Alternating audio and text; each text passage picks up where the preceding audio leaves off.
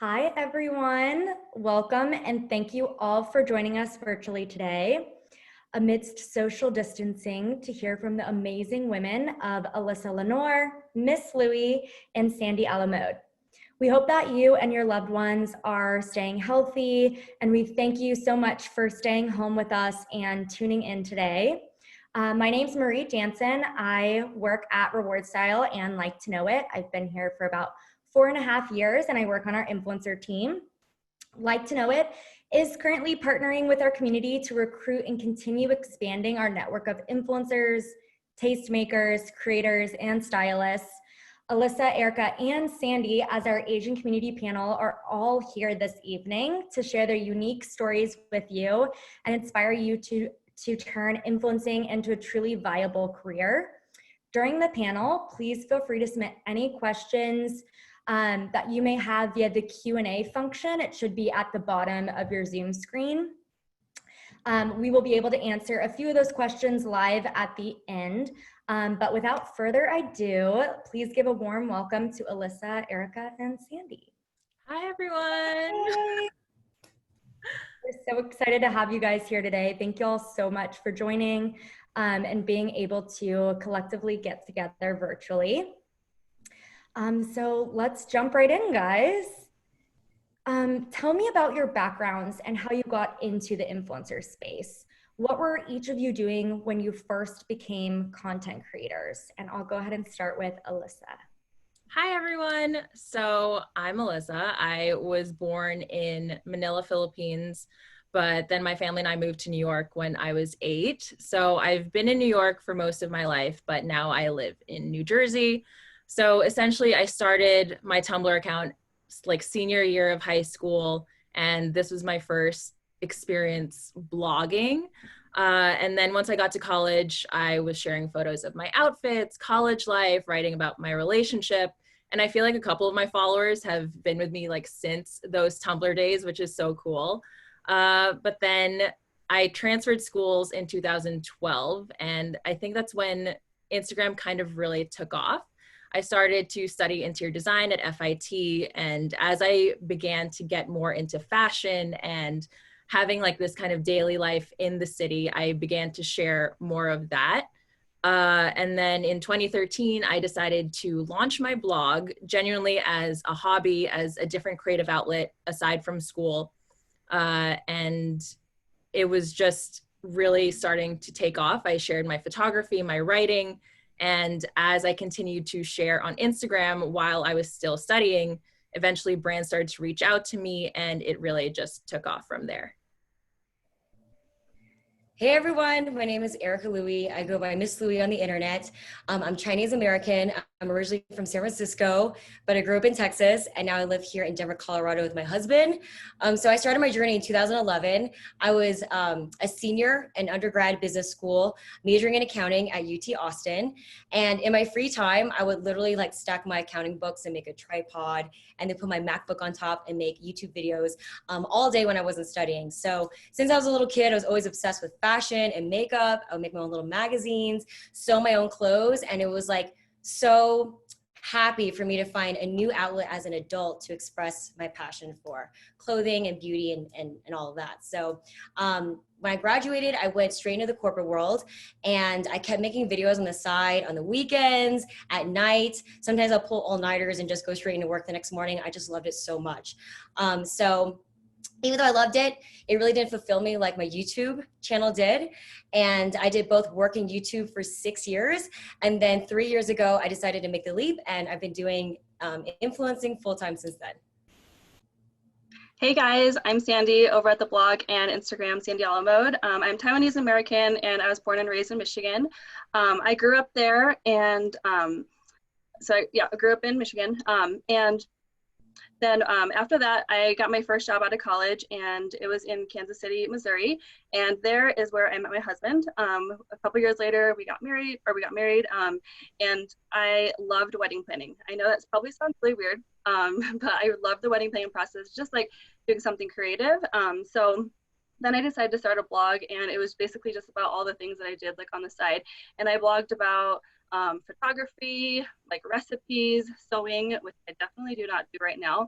But a couple years later, I got pregnant with my son, and I realized that there were not a lot of places that had like, I couldn't find a lot of places that shared like maternity fashion. So I like was looking for them. I was on the hunt for them, and I ended up just sharing that like on my blog, and like people loved that. So after that, I just kind of went into fashion. I'm doing more fashion, and now I share fashion. I share kids fashion, like Amazon finds, and just all the things that are like part of my life. Thank you. Yeah, I love that. You guys all have a little bit of a different background, and it's kind of cool to hear from each of you guys. So my next question, and kind of a segue from Sandy a little bit, I understand that you guys are all full-time content creators, which is awesome. I know it definitely does not start that way. Can you tell us all when and how each of your influencer businesses went from being that creative outlet to this viable career? And we'll go ahead and start with Erica. Yes, so I've been full-time for 3 years now. When I was moonlighting in my corporate career, I basically just started to get more consistent with my content, upping the quality, and eventually started monetizing my work through reward style. So at this point, it was like just a hobby, a side thing that I had like zero expectations for. But in 2016, I made my first workwear video, and that was the biggest jump I had in subscribers and views, and things started to really kind of take off. It felt so kismet because my career and my personal passions kind of came together, and I was able to find my niche and my audience like immediately. So I felt like my work experience wasn't time wasted. It was kind of always meant to be. So the increase in traffic due to that video and understanding my demographic led to just my first lump sum of real income through affiliates, reward style.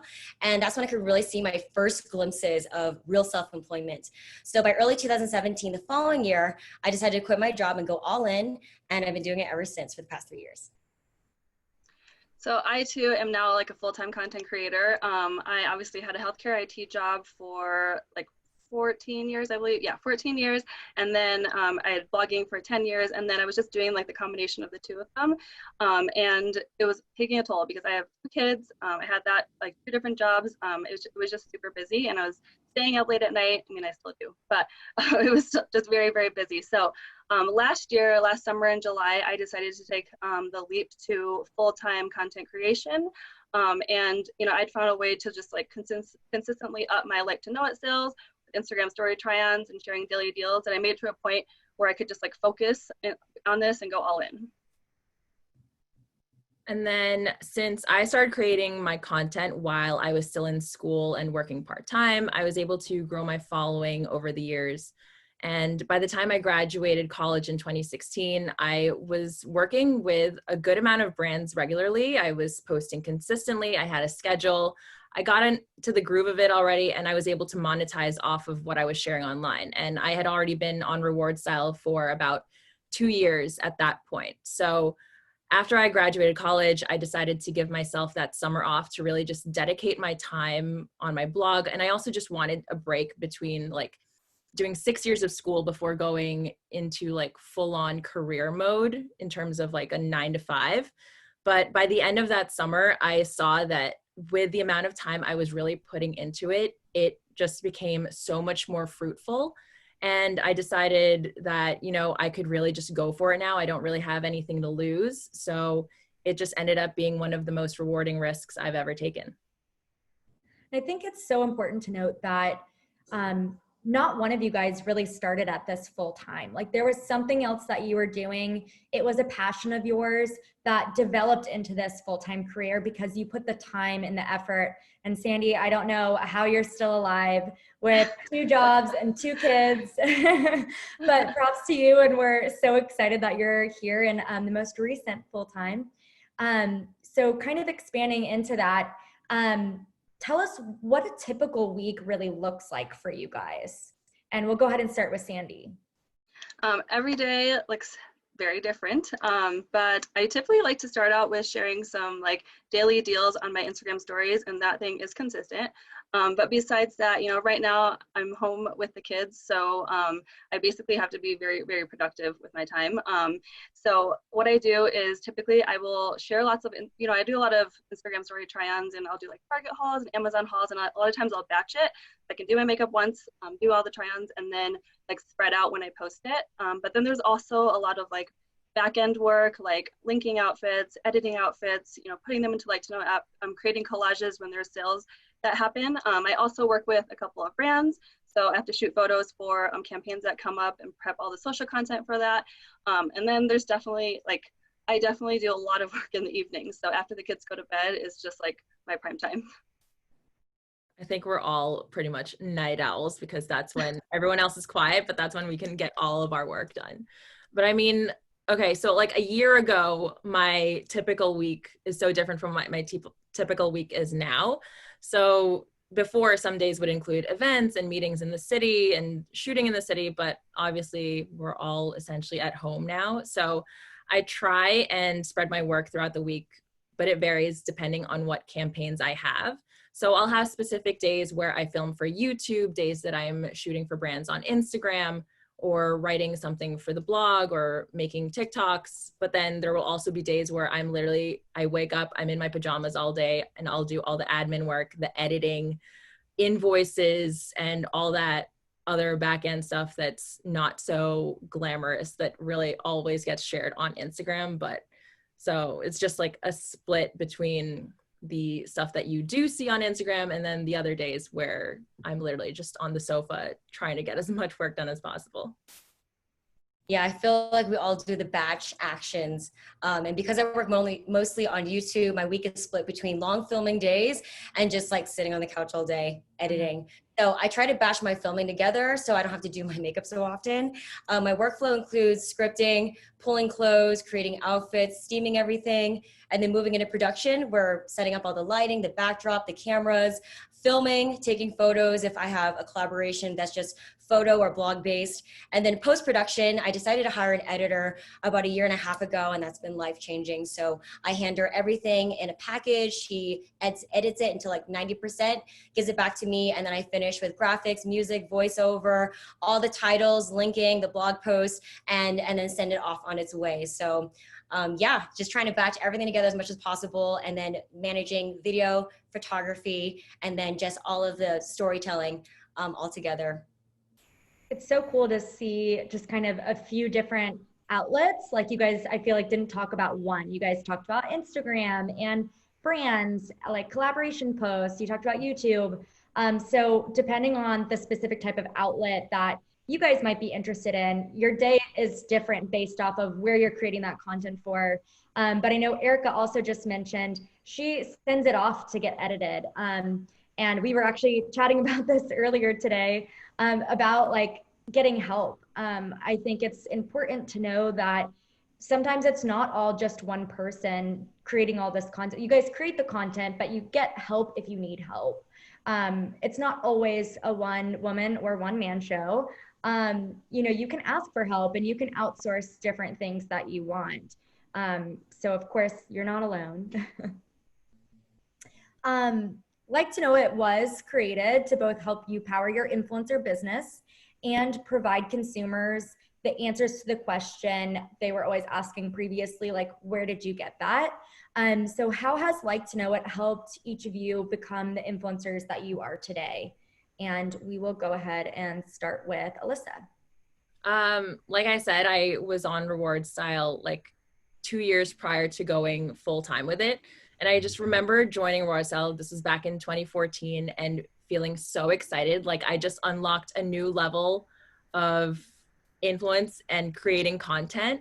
So since then, it has been so helpful in allowing me to see what my audience is interested in, what they're looking for, what they're actually shopping for, and just being able to help my audience find the things that they're looking for all in one place. Because obviously you can be looking for like one white dress, but there's like millions of dresses out there. And it's nice to be able to just like kind of narrow that down, because obviously if someone is following you, they trust your style, they trust your taste. And so we can really curate our content to reach our audience based off of what we love. So it's really great that Also, like Marco and I just bought our house together, so my content has shifted from fashion to including a little bit more home and decor. And Reward Style has been so great in linking all the furniture and organizational pieces that we've just been doing around the house. And, you know, my audience trusts me, so I make sure that I'm only taking the time to really link and share things that I genuinely love. And I've been asked to link things in the past, but there have been times where I'm just honest and like, you know what, this wasn't really like what I expected it to be. I recommend you going with maybe a different brand. And I think it's just really important that you really think about quality over quantity when it comes to this, because your audience's trust is everything. And it's just so valuable. You can't afford to lose that. And what you're sharing always has to be the priority rather than just linking every possible thing. Yeah, to echo Alyssa, I also joined Reward Style in 2014, and I really didn't see a viable career path until I joined. It almost terrified me that I'll have to make viral videos on YouTube where the algorithm is all over the place, and how do I make a sustainable income that's consistent, and what type of sponsorships do I have to hunt down? So Reward Style provided a lot of stability, and especially since I started my channel doing fashion. So would like to know it, and Reward Style has helped my audience discover all the things that I put in my lookbooks on YouTube, and also I can finally see what they were interested in. I also create lookbooks, and I have so many outfits sometimes, anywhere from 5 to 40 different outfits. The original video that kind of took off was the 1 month worth of work outfits. And to source every single top, bottom, shoe, and bag was a nightmare. And I want to be able to create a hub where people can watch and reference it in the future, evergreen.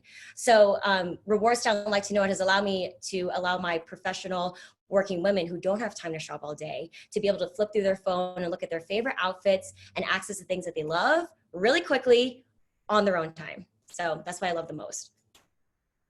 I definitely attribute my success today to Like to Know It, and really I think the game changer for me was like Instagram story swipe ups. This like my bread and butter. Like I've been blogging for a long time, but I really feel like you know, my sales had increased with the story swipe ups. And I just love sharing all the things that I find and I love, and all of my outfits and all of that. And I know that, you know, when I'm sharing like a try on, for example, my follower may not be able to buy that thing right away, but in the Instagram stories swipe up, or Instagram stories delete after 24 hours. So like I can link all of these outfits and Like to Know It, and they can go back and reference them. And also when I create collages for sales, or if I'm going to do like, you know, styling one outfit multiple ways, kind of like what Erica does with all these different outfits, it's like really easy to be able to link it and all into Like to Know It. I just think it's like the perfect app for it, since it's a free app, and it's just like a really great like connection tool for like me and my followers. Absolutely. And I feel like it's so addicting, so bad for me personally, my bank account. It's just, there's so many great fun things in there. And it's not just fashion, like you guys mentioned, like it's home, but it's also family and fitness and literally anything you can link online. We have over 5,000 retailers. So it's most likely that you're going to find what you're looking for. But it's cool because you can always search those different styles. And I feel like you ladies are all great about linking all those different verticals and aspects of your life. And I think that's also super helpful to know, is that you don't just have to link the top, but you can link your top and your pants and your jewelry and your skincare, and like kind of encompass that entire style. When you guys think back to when you were first starting out, what was the biggest challenge you faced and how did you overcome it? And I will start with you, Erica. For me personally, it was perfectionism and imposter syndrome. I'm a perfectionist at heart, and I just often felt like I was never good enough, or I wasn't doing my absolute best at every single little task. And imposter syndrome because I started out in a corporate career, like I was studying to be a CPA, and then I switched to my hobby, and I just felt like I never really belonged in this space because I didn't start out pursuing it. And what we're discussing on this panel is that we all come from many different paths. Like you didn't have to just come right out of the gate knowing that you wanted to do this. So I overcame these things by telling myself that it's not about perfection. It's all about sharing the progress. And if you set perfection as the goal, you're going to fail every single time. So I try to tell myself to just start somewhere and just go. You'll learn and grow along the way. And your audience wants to see the real you, and people are not perfect. So just be yourself and don't worry about failing or messing up, because you're going to gain confidence through practice. So just focus on your joy, your connection to your people, and just roll with it. When I first started out blogging, I feel like I was just, I was just sharing a little bit of everything, and I didn't really know what I wanted to blog about. I mean, it was just a hobby for me, because I had a healthcare IT job already. So then I started realizing that I could monetize it, and then I kind of needed to have a little bit of focus, and then obviously that focus became fashion. But I think it was just like figuring out that niche, what I wanted to share, and then just I was obviously being cognizant of not oversharing too. But the beauty of social media is that you can choose what you want to share. Like, that's what I just love about it. And I can work when I want to. It's really flexible. And so, yeah, just being able to like find that focus. But really, another way that I feel like I overcame it was just becoming like friends with my followers and my community, and just getting to know them, and like knowing what they want me to share, but also while staying true to myself. Community is like literally such an important part of like influencing. But for me, like too, one of the biggest things was probably feeling easily discouraged, like also imposter syndrome, like who do I think I am, like doing this right now? But playing the comparison game or just really doubting myself probably set me back. I didn't launch my YouTube sooner, and it was because of this, because like I was just so conscious of what other people would think about it. And I was just so critical of myself, worried what others would say. And then over time, I just kept pushing myself to shake those negative thoughts, learn how to be more comfortable and confident in myself in front of the camera and filming. Like, I'm not shy about taking photos out in public anymore, or trying to vlog when there are other people around. So it's really great that it has helped me kind of break out of my shell a little bit, because I used to be such a shy and timid kid. So you really have to push past those doubts that you guys have in the back of your head. Like, you're always going to have that little voice, but try to not pay too much attention to it and just push through. And that's so important, like community, because it's not just like the influencer community is so supportive and so helpful, and so many other influencers out there. And I mean, especially you guys are here today to help your community and the community out there that might want to be an influencer. So there's people out there that are here to like cheer you on and to support you, but also knowing that the people that are following you, that is also community, and they're following you because they want to see your content and they want to be a part of your life, see what's going on with you. So just like having the confidence to move forward in that, I think sometimes can be hard, but it's like you have both your own following community and the influencer community backing you up, saying like, hey, you can do this. So it's such a tight-knit community. It really is. What advice would you guys give to someone interested in turning their love for storytelling and content creation, or maybe fashion, interior design, whatever that is, into a successful business, brand, and career? Is there anything you wish that you have known when you were starting out? And Sandy, take it away. All right, I definitely think if you have a passion for it, you should definitely go for it. I mean, I would just start sharing the things that you love on, whatever platform, Instagram, blog, YouTube. And I think it's really important to not to compare yourself to others. I mean, I've fallen into this trap all the time, and I still do. But I mean, we are all different. We have our own successes. We have our own struggles, and you are your own unique self. And there's really like enough room at the table for everyone to share their perspective. I definitely think it helps to have like a few positive influences and friends in this space. You can easily find them on Instagram, looking through hashtags or whatnot. But like, you guys can bounce off each other, ideas off each other. You can collaborate with each other and help each other grow.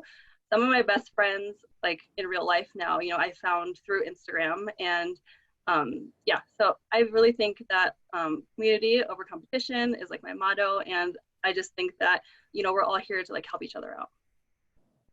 I mean, now is also like the perfect time to really pursue what your passions are, what you love. And there's so many people in the industry that you can literally learn from, like so many people that are willing to help and teach, because it was such new territory when I first started out. But now there are literally so many resources at your disposal, literally like at your fingertips. And you also just learn so much by doing it. And even today, I'm still learning new things myself. And the influencer space is so much bigger now too, compared to when I feel like we all started, but it's really like your unique voice and point of view that is going to help you build your brand. Like, you're not going to find success by doing what other bloggers have already done. So I think it's really important to trust your own voice and your genuine love for the content that you're going to share, because that's what your audience is going to see and that's what's going to resonate with them. And if you feel so genuine and feel so much love about the content you share, people can easily see that. And this industry does take a lot of work, and you're going to learn to wear so many different hats. You're going to learn about accounting, editing, creative direction, taxes. Literally so much stuff goes into it, and it can get overwhelming, but I think it's also important to know that rest is super important and to take a break. Don't overwhelm yourself. I remember my first full year of blogging full time, I spread myself so thin because I felt like I had to say yes to everything, that I needed to be doing as much as possible. But I think it's really important that you guys know that your rest is just as important as your hustle too. So true. And to echo the points about the comparison game, it's so funny because when you play that game, you end up holding yourself backwards and you lose more of yourself versus spending that time finding who you are. And yes, definitely the most perfect time to leap into your passions, like the amount of free tools and resources. And now that blogging and influencing is almost like understood mainstream, there's just so many people doing it as a hobby, a side hustle, full-time career. The network is so big and the degrees of involvement are also different. So I feel like it's easier to find someone that mimics the capacity that you want to start at, which is great. So yes, echo the same thing. It's all about finding your voice, picking your stage or your platform, and then being authentically you. Find your sweet spot in terms of showcasing your personality, but also the things that you love. And whatever topic you pick, it could be anything, just do it because you actually love it, because that's where the success is going to come from. That's where the passion is going to be seen. And that's how your audience is going to find you. So if I could go back and give myself any advice, I would say, don't try to be the master of all things at first. I was the same way. I was so pooped out. I got so burnt out the first year because I was trying to do everything, be perfect on Instagram stories, posting every day, YouTube, DMs. It's just, it's exhausting.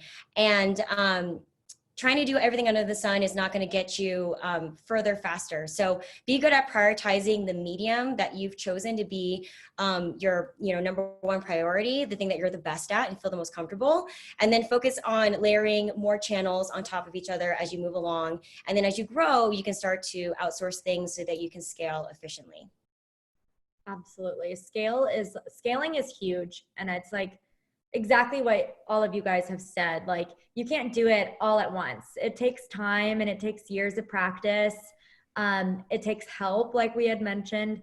It takes community. There's a lot of things. And your channel is, again, your channel. Whatever you choose, it's your own. And, if you're single when you start it, and while you have it, you get married and you have babies, your content's going to shift as well. But that's just a natural progression, and all of your followers want to naturally see that content too. So I definitely think it's a career that moves with you. And because you're constantly changing, that scalability piece of your business also kind of moves along with you. But you guys mentioned that like now is a really great time to join. I know, of course, everyone's at home, they're on their phones, but influencing is also about representation of your community, sharing who you are and what your interests are, inspiring, educating the people in your network, and et cetera, beyond. As individuals with influence, is there anything you guys have learned or reflected upon over the last few weeks that you'd like to share with your communities or those who have tuned in tonight to hear from you guys? And we'll start with Alyssa. I mean, anytime I share things that relate to my Filipino heritage, I get so many messages from my audience that tell me how happy they are to see that I'm still so connected to it. And, growing up in the Philippines and then moving to the States as a kid, my parents always made sure that I continued to speak the language and ate the food, and we would try and visit home whenever we could. So as someone who arrived as an immigrant and then became an American citizen, I think it's so important to represent and stay connected to where we're from. And just now more than ever, celebrating all of our differences and backgrounds is how we can embrace ourselves, learn from one another, and just better understand each other. I think that's one of the biggest things. We have to learn how to understand other people and not just live in like this bubble where we think like everything is just all about us, because it's about creating that kind of community where we literally teach and learn from one another. And I think it's just been so incredible having deeper conversations with my audience, and to just be able to share topics that go beyond fashion and decor. And it's just been such a transformative year, to say the least. Yeah, representation is so important. And when you don't see yourself represented in mainstream society as successful and beautiful and worthy, you don't feel like those things are possible for you. And, even as us as, Asians, like, we didn't see too much of ourselves growing up. And growing up as a fourth generation Chinese American, I often feel very disconnected with my culture. And I grew up learning to hide it rather than to celebrate it. It was a source of shame versus pride.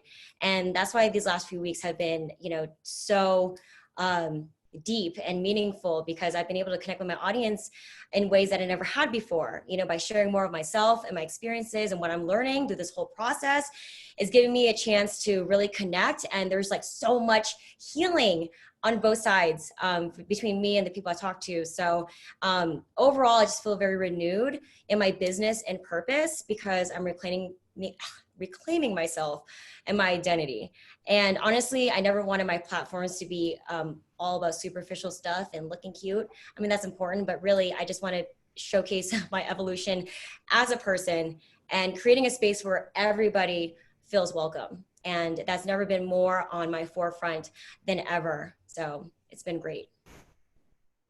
Yeah, so back in December, we took a family trip to Taiwan, and I shared all about our trip. And like, I just got so many DMs about like our trip and, our culture, like people learning about our culture, and like, they just loved seeing this deviation from like my normal like try-ons and whatnot. I mean, I still shared sales when I was here, but because I'm always working, but people just really want to like, know about you a little bit more. But I mean, over these past few weeks, I feel like social media is not just a one-way street. It's definitely a two-way street. Like, it's not just all me sharing about me all the time, but it's also about like hearing and learning from others, learning from other backgrounds and experiences that like might be different from mine.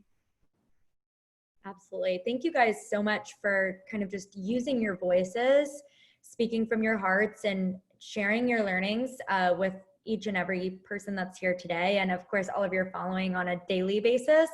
I think it's so important that we really continue having these conversations so that we can all do better and create meaningful change and representation together.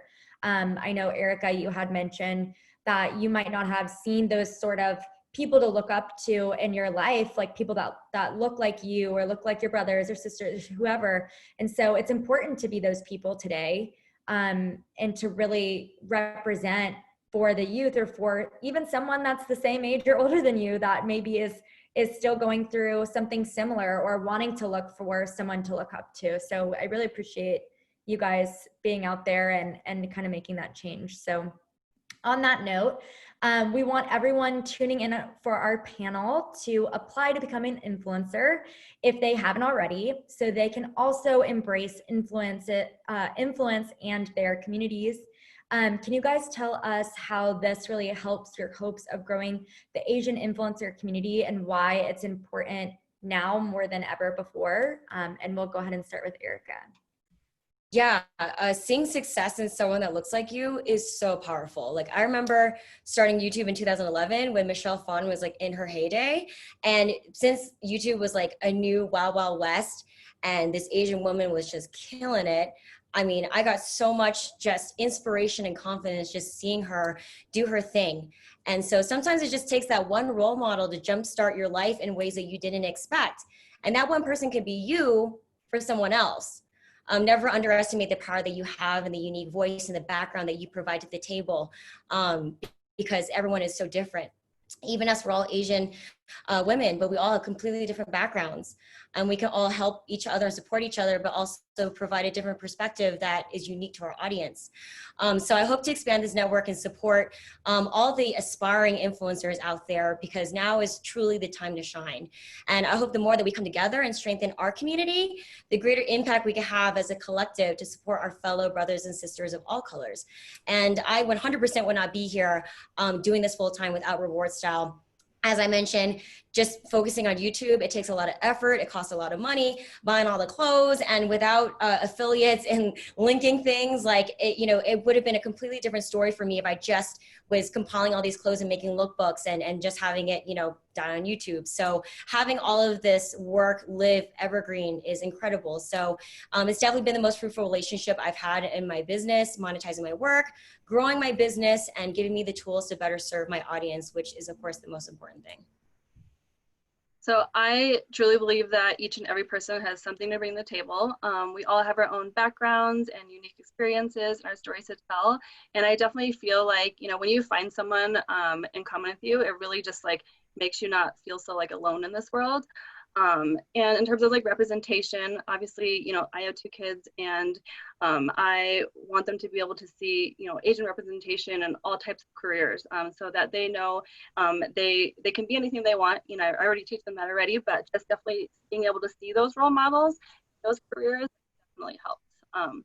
So overall, I definitely wouldn't have been able to be doing this without Reward Style and LIKEtoKNOW.it, and being able to monetize through that. It's really become like a vital tool for my brand, and being able to share like everything from my outfits to my Amazon finds to things that I do with my kids. And taking the leap full time has really just been the best thing for my career and my life.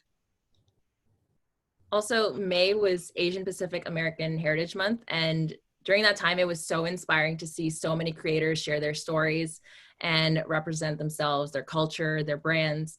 But we got to keep that energy up. You have to celebrate that all year round. And, I also didn't have so many people that looked like me to look up to when I first started. But I think it's so incredible now seeing all these different communities that you can be a part of and just learn from each other and inspire each other.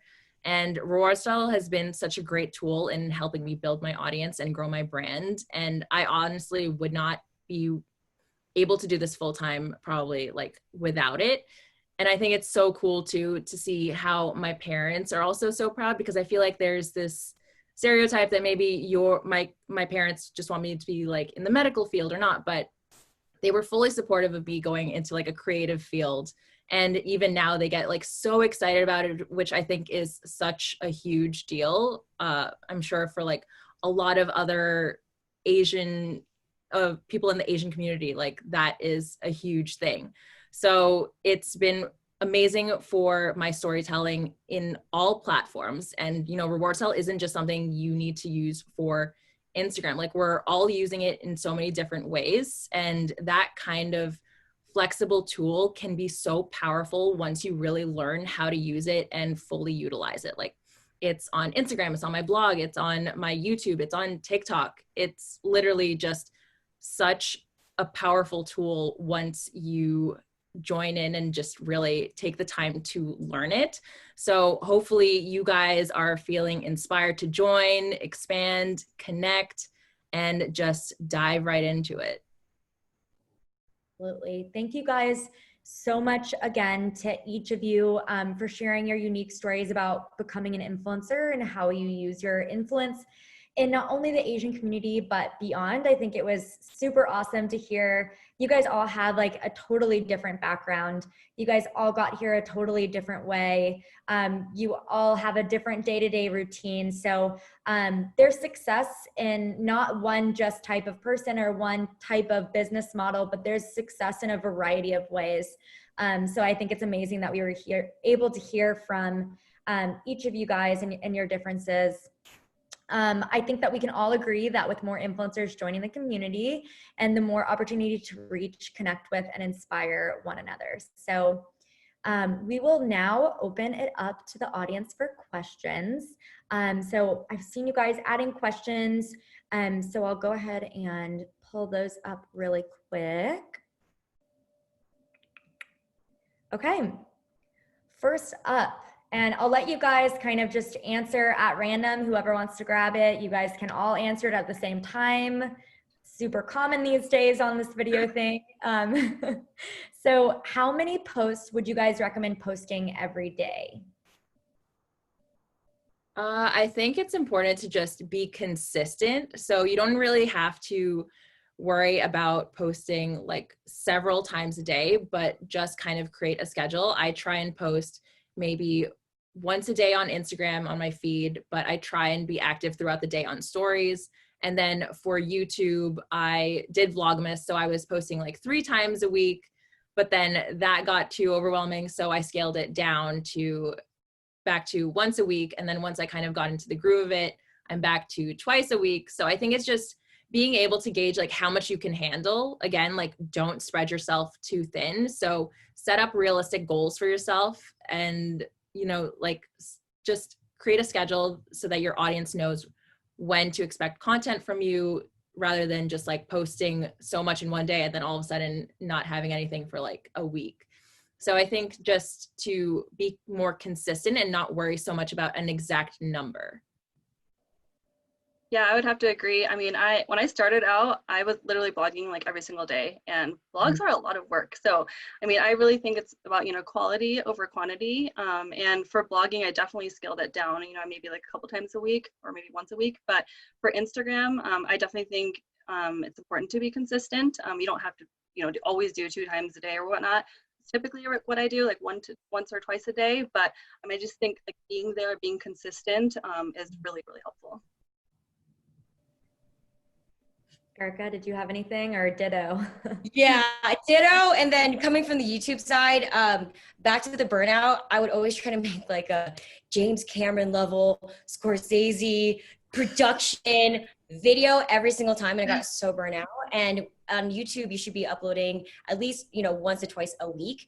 And so what I'm trying to do now is scale back and hey, don't do one massive video at a time and just upload it once a month.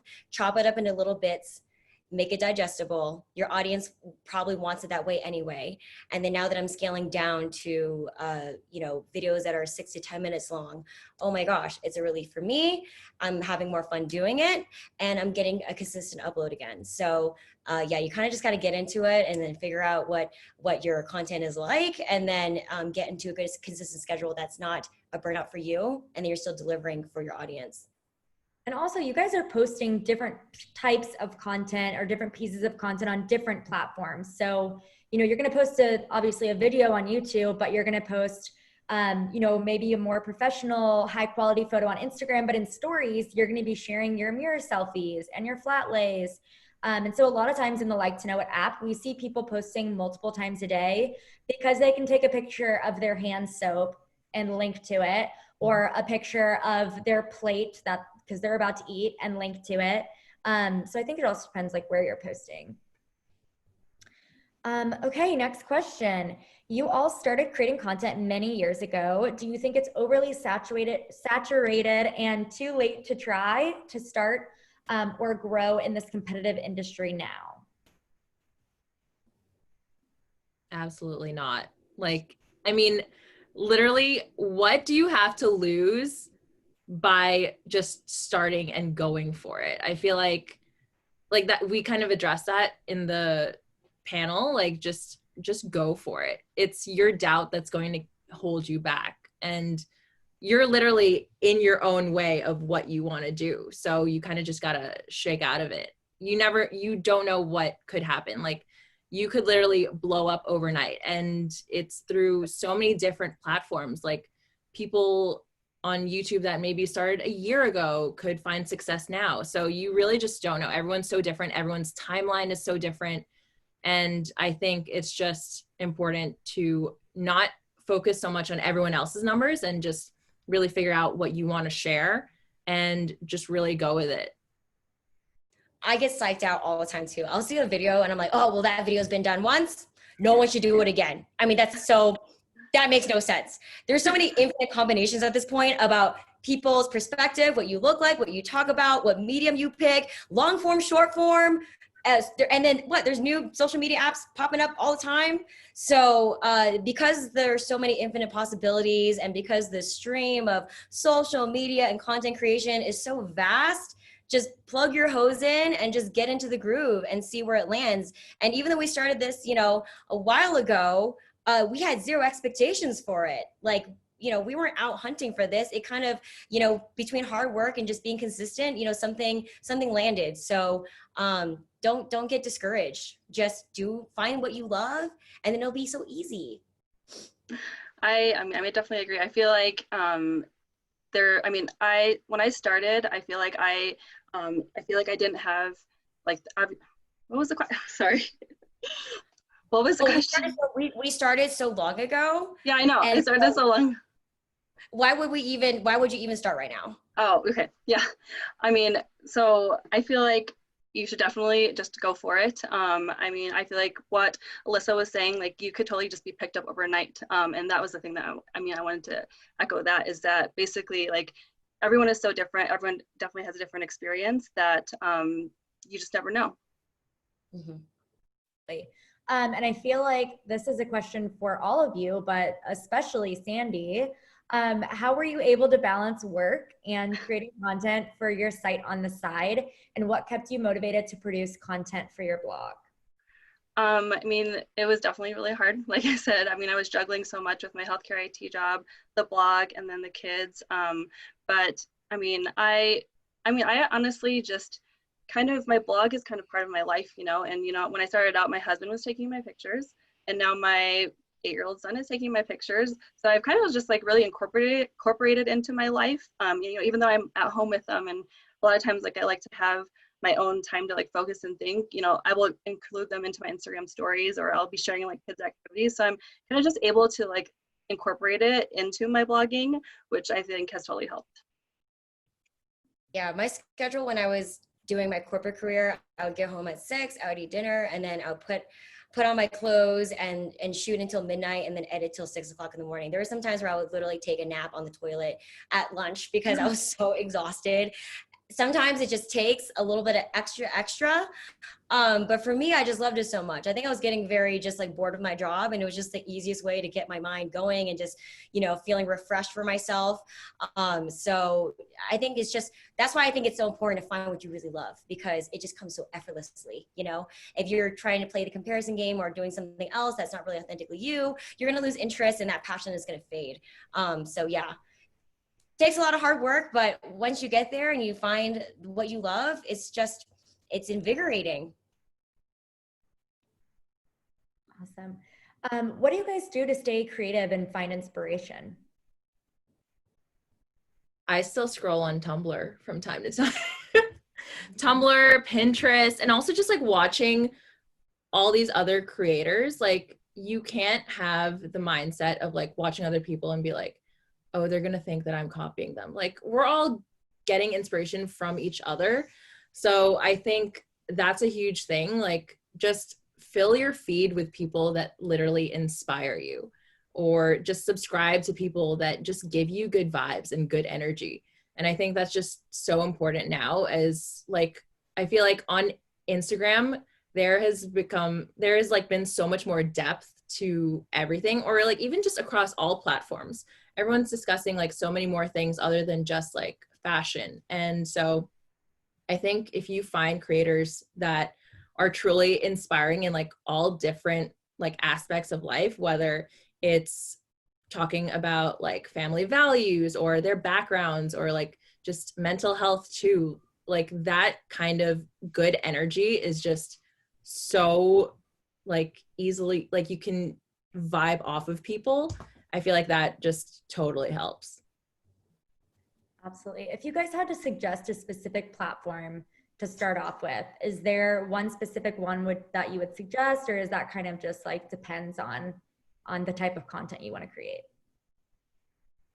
I think it definitely like depends on the content you want to create. But I mean, I feel like maybe Instagram is the easiest to just like sign up and kind of like post a photo and, and captions and do stories and all of that, just because I feel like with blogging, you have to get a host, and, there's a lot of like other back work with blogging. And then I know YouTube videos, like, I don't even know how you do it. You girls do it. Like, there's so much involved in that, like just, creating the content and all of that.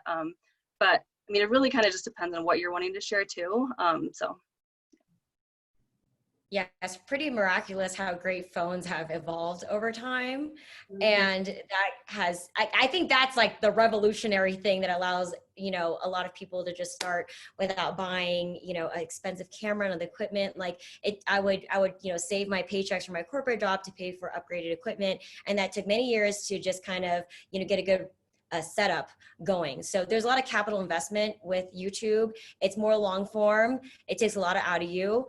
So yeah, I mean, I'm not as great on Instagram as these two women are, but I would say that Instagram feels like a great jumping point to test your voice, try out your aesthetic, pictures, and then Instagram stories allows you to play with video. So I think it's a great, all trades thing to try out with low risk. For sure. I've got just a few questions left, guys. But how would you recommend growing your following authentically? Probably like figuring out what your niche is, like what, I guess, vertical you like, and seeing other creators on there. Hashtags still help a lot. Tagging brands that you just genuinely love. And like with stories, it's so easy to kind of like be featured on another like account, and that kind of cross-pollination can be so valuable. So I mean, it just takes like one account to really notice you and to post you and shout you out, and you can get a following like overnight. So I think sometimes it's by chance, but also posting consistently really does help so much. Like, you're not going to get a following by disappearing off Instagram for like a week. So definitely stick with that too. Are you talking to me, Alyssa? No. I get it. Off Instagram? Girl, consistency is something that I'm working on. I think it's because I started with YouTube. I am so jaded and exhausted. Oh no, but, it's okay. I haven't uploaded my video for the week, so maybe we need to like chat and just figure out something. Hell yeah. You know what? I'm gonna reference back what I mentioned earlier in the panel about when I uploaded the workwear video. I had like all these questions that kept popping up, like, do workwear, because you work in the office, like what do you wear? And I was like, okay, fine, like I need to address this topic. And then when I uploaded the video, it like, went viral. And I was like, oh my God, like I found exactly who my people are. And I kind of like crafted the rest of my content around this professional woman who works, who wants to look stylish, her clothes wants to marry professional and casual life. And I've been riding with that. And I feel like that really resonated because I was just kind of testing the waters here and there. And then, analytics speak, right? I mean, at the end of the day, when people are watching, or liking a photo, like they're telling you something. And so listen to that and then use your voice to translate what they need. And I feel like that's a winning recipe. Yeah, I definitely agree. I feel like for me, like using hashtags on Instagram is super important. Also engaging with other people, engaging with other influencers, other non-influencers, just everyone, like just your community. And yeah, those are like I feel like the main ways, and just collaborating too, like I said earlier in the panel, just being able to find others to collaborate with, like share each other. Like I find, a lot of times I do collaborations with other like people who share affordable fashion, and we kind of like just share each other. And then the last question I have tonight, guys, is what do you love most about being content creators? Probably being able to connect with so many people. Like, I think it's just such a cool thing to know you're reaching such a wide audience, and the fact that they're able to really just take away something from the content you love to share.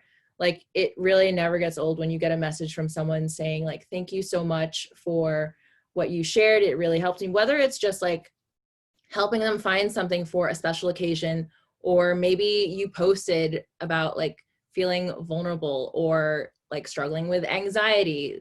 Like, that kind of connection on a platform that reaches so many people it's crazy that kind of one-on-one connection that you can still have with someone in your audience. And you also just learn so much from them too. It's like this, it's literally such a genuine community, and you also meet so many amazing creators. Like it's just constant inspiration and good energy going around. Yeah, we're like the wind beneath each of our wings. Like truly, it's so humbling. Like anytime anyone says like, hey, shout out from this country, I'm like, oh my God, someone across the world is watching me. And then, oh my God, you spent like 2 minutes out of your day to watch my video. That's incredible. I'll never forget a message I got. It was from a nurse, and she was like, I work 16-hour shifts, and like, I have no time for myself, and I could just watch your video, and and you just do all my shopping for me, and it saves me so much time. And use messages like that where it's like, damn, I do such superficial stuff like promoting fashion, but it touched somebody or helped someone out. It saved 10 minutes, or sharing something that's vulnerable and it connected with them in some way. It's all the good sides of the internet and technology, and that those connections to strangers from across the world is what the beauty is of it. And it's great that we're all talking about it so that we can continue the positivity part of it. For sure. Yeah, I totally agree. I mean, my favorite thing is the connection with my followers. I have a lot of followers who are moms who either work full time or, stay home with their kids and don't have time to go shopping. And the fact that I can help them like build confidence, like put cute outfits together and they'll message me about that, like that just makes me like so happy. So, I mean, really, I think that's like my favorite part of it. I feel like I have so many like online BFFs, and, and it's not just me sharing recommendations. Sometimes they'll share recommendations with me, and I'll go on Amazon and I'll buy it, super easy. And then I'll try it out and try it out and like give people my honest feedback on it. And I just love like finding new products. And so it's a kind of just like all like a community like effort. That's all of the question time that we have for today, guys. But Alyssa, Erica, Sandy, thank you three so much for being available and really fostering that community spirit to come on here and chat with me and with everybody that's on the video today. And thank you everyone else again for joining us.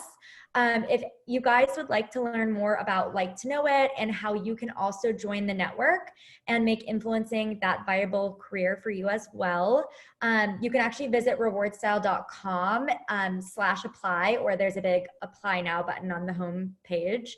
And someone from the LIKEtoKNOW.it and Reward Style team will be in touch with you shortly. But thank you guys again. Have a wonderful night. Thank you. Bye, everyone. Bye. Bye.